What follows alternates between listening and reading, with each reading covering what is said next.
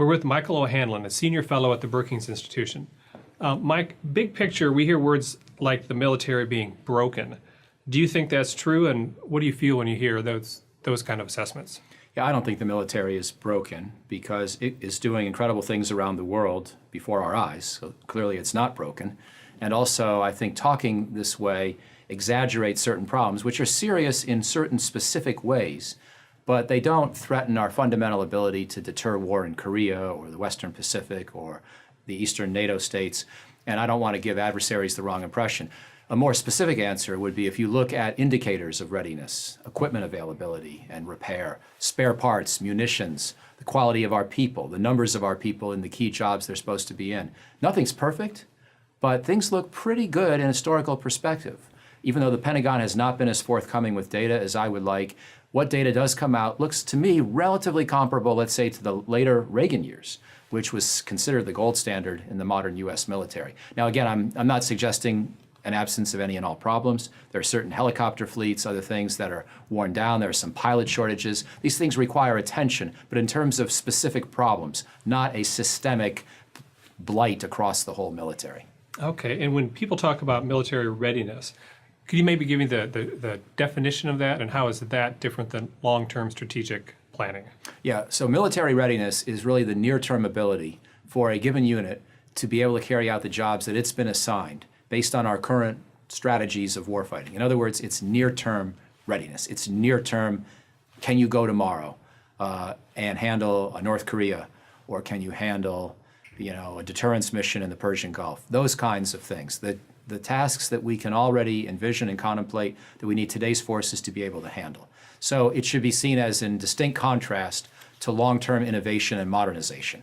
People will sometimes use the term long-term readiness to describe the need for innovation or modernization. I think that's an oxymoron and a confusing phrase. Readiness, as the term implies, is about the here and now.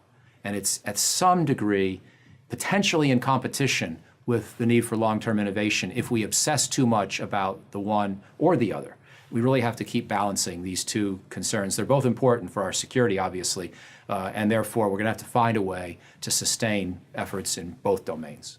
Okay, now you touched briefly on this before, but what are the four components of readiness? I mean, what briefly are they, and what's like the best measure of them? Well, it's people, equipment, and training, but then also the force structure. Do we have enough of all the different types of units? So the people, equipment, and training, you can sort of break those down and look unit by unit.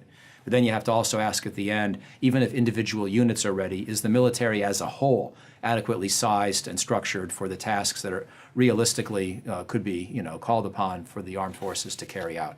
And so with people, it's recruiting and retention, adequate numbers of specialists in various services, experience levels, and also the strain and the wear and tear on people. You want to keep your eye on for the good of the force, but also for the good of the individual Americans who are doing so much to protect us. And so that you have to look at, divorce and suicide and PTSD rates and things like that.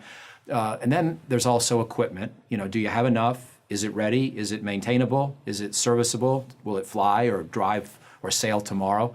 And then finally, training. Are we giving our men and women in uniform the right sort of preparation for the full range of tasks that they might be called upon to do? And of course, the last 15 years, the ground forces especially, but also the Air Force and to some limited extent the Navy, have had to focus on counterinsurgency and counterterrorism.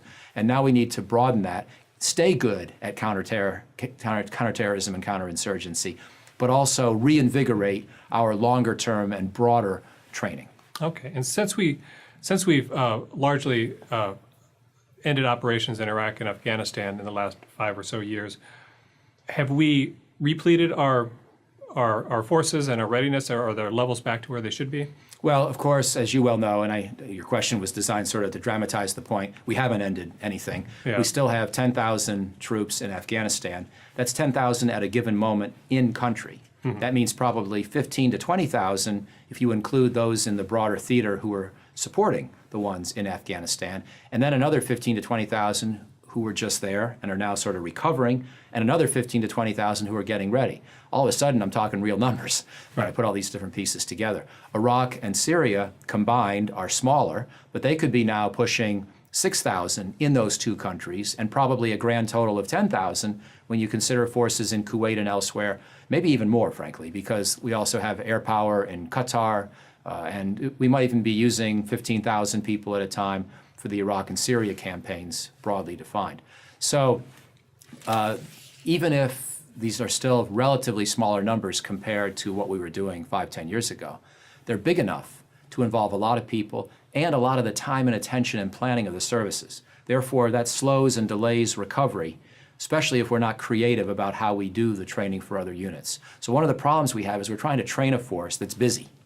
We're trying to train it on a broader set of missions, but we often wind up pulling people or units to go do Iraq or Afghanistan or Syria or what have you, and therefore their recovery cycle is interrupted. And that's been one of the big challenges the last few years. Okay, well, I think that's all I need. Thank you very much, sir. My pleasure.